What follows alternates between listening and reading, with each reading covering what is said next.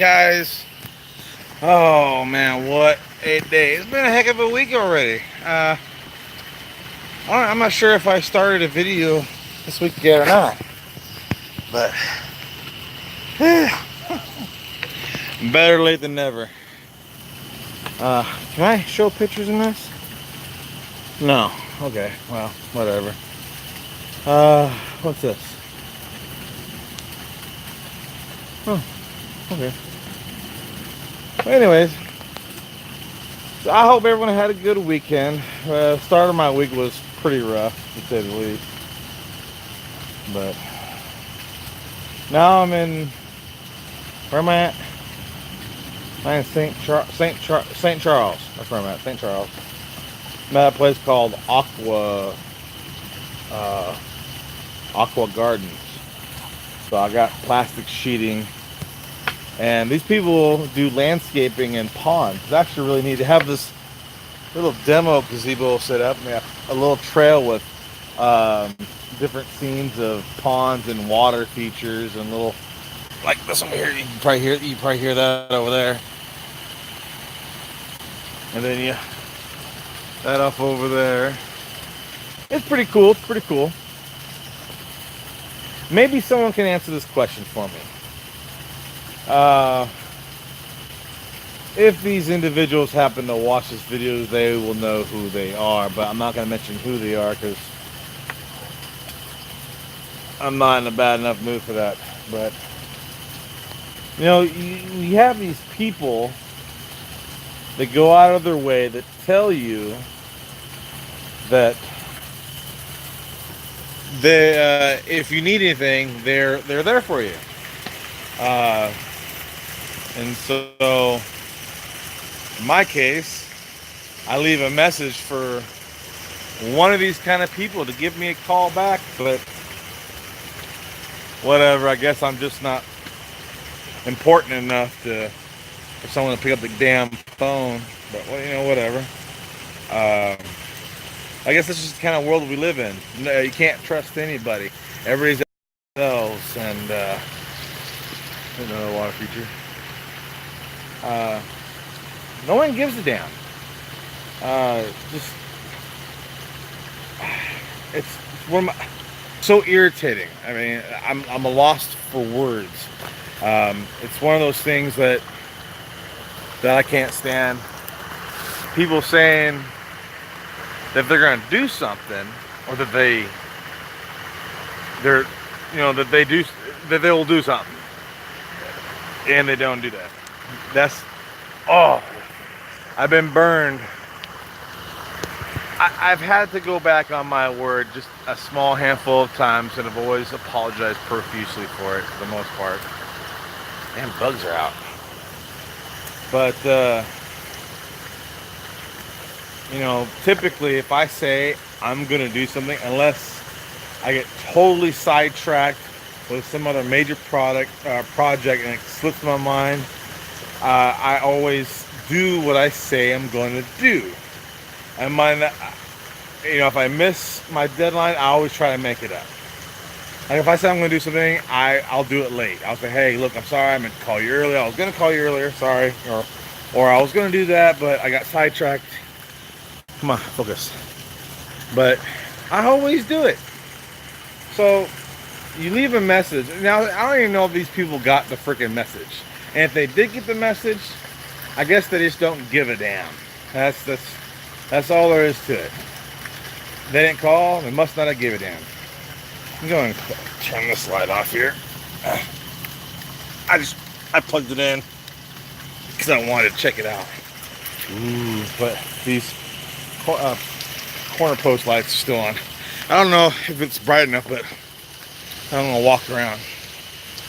But yeah, so apparently someone that they count on, meaning me, they can't take 5 minutes of their time to give me a quick call. I had a simple question, simple request, but it's just too much. I guess a lot of people are like that. It's gonna get a little dark, kind of walking around through their little garden. But I just wish that people would like follow through. It's not that hard, people. You say you're going to do something, or you put a thing out there that says, you know, hey, if you ever need anything, give me a call, and I'll get in touch with you. If you're going to put that out there, you need to follow through in what you're going to say. Flying tires. Ooh, that's that's another thing. Okay, so now I think there is a general fear of trucks and truck drivers. Probably for good reason, for the most part. That, you know, my thing is, you know, I hope a truck that I'm passing, come on, focus. A truck that I'm passing, like in my personal car, I hope that, you know, like their tires are in good condition. I've heard horror stories, you know, people passing a truck and boom, a tire goes and busts out a windshield, a side window, your mirror, your side mirror, whatever. So usually if I see a truck and I'm starting passing a truck, I'll usually, you know, speed up, get around it a little bit quicker. But generally speaking, there really shouldn't be much to be worried about as far as trucks are concerned. For the most part, there's an exception to every rule. Now, some truck drivers, not necessarily the truck itself, but the trailer that they pulled. This type of trailer, it's an intermodal trailer. These things are freaking a major accident or a catastrophe waiting to freaking happen on their own. Now, tankers, there's a bit of a fear factor there, I suppose. You know, if they're hauling some explosive gas or whatever. But the trailer on its own, you should have nothing to worry about. What you have to worry about is someone hitting that trailer or cutting that guy off, causing him to flip the trailer, who knows what, and it exploding. But generally speaking, and it going down the road, you really shouldn't have a whole lot to worry about. Except for intermodal trailers. Let me just tell you why. For those of you who don't know what intermodal trailers are, they're the ones, it's a trailer, just a frame with wheels, and they put a container on it. Like the corrugated containers, things you see on railroad cars that are stacked up. They're corrugated, the sides are wavy. That's a shipping container. And those detach from the main frame that of the intermodal trailer. Reason why these things are scary, two reasons. One, you hope like hell. Now each corner has a locking pin. It's so stupid easy. It's ridiculous. Okay, so there's a hole. It's usually oval, right? And there is a pickup through it that is like flat, like imagine a T. It's like a T pin, all right, in the shape of a T. So it will go through that slot, and then when you turn it, the T turns, so it can't come back out. And the only thing that's keeping that in place is a freaking zip tie. This is no shit. If you're ever at a truck stop and you see an intermodal trailer and you have the opportunity for whatever reason, you want to go walk by it, take a look. Just walk by and peek. You'll see zip ties. One zip tie on every corner. That's all that is holding those little T bracket doohickeys in place. That is it. Number two, you only really notice this if you're going down the road. An intermodal trailer, their axles are always, unless it's brand new, they're always bent. So most of the time you'll see a trailer and they're going straight. Intermodal trailer, they'll wobble a little bit as they're going down the road because the axles are bent. Because at the shipping yards or the train yards, they pretty much just slam these containers that are usually fully loaded, like at gross weight, just bam, and that causes the axles to get bent.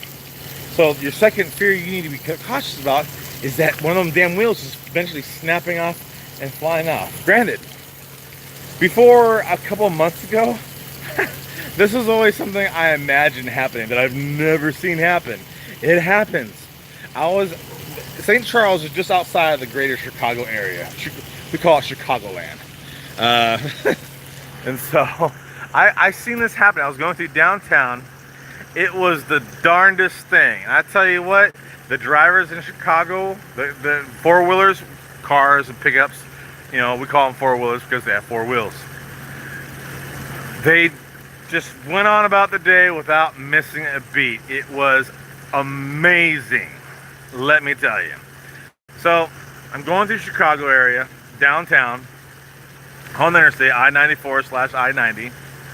And the speed limit was down. I think it had dropped down to 45 already. This intermodal trailer passes me. No shit. One of its wheels flew the frick off. Just flew off. I'm not talking about just a single tire, because if you notice, they have every axle has two tires, or every wheel has two tires. So every axle has 4 tires, and those are bolted together. The whole thing just came off the truck, and these 2 wheels still attached to one another with a brake drum on the inside still attached. It went bouncing, and cars around just like swerve this way, swerve that way, missed them without missing a beat. Now, some time had passed, and I had completely forgotten about this incident that I had witnessed. Because it was pretty crazy. That's not shit you see every day. And so I had forgotten about it until today, which is why we're talking about it. I was on my way here. After I got off the interstate, was it off the interstate already? Yeah, I think I got off the interstate and I was going up 30 and 59 to get up here to St. Charles. And off in the shoulder, I seen a dually set just laying there, bolted together, because another intermodal trailer likely lost their damn tires. Man, so DOT's put all these new regulations, hours of service, and rules and regulations for us to follow because we're like the most dangerous thing out on the road, apparently. Even though they're not considering all the crazy ass four-wheelers that cut us off from time to time again. But whatever. That what they need to do, they need to crack down on these damn intermodal trailers, because those sons of bitches are fucking scary and crazy, man. Fucking DOT, get off your ass and do something.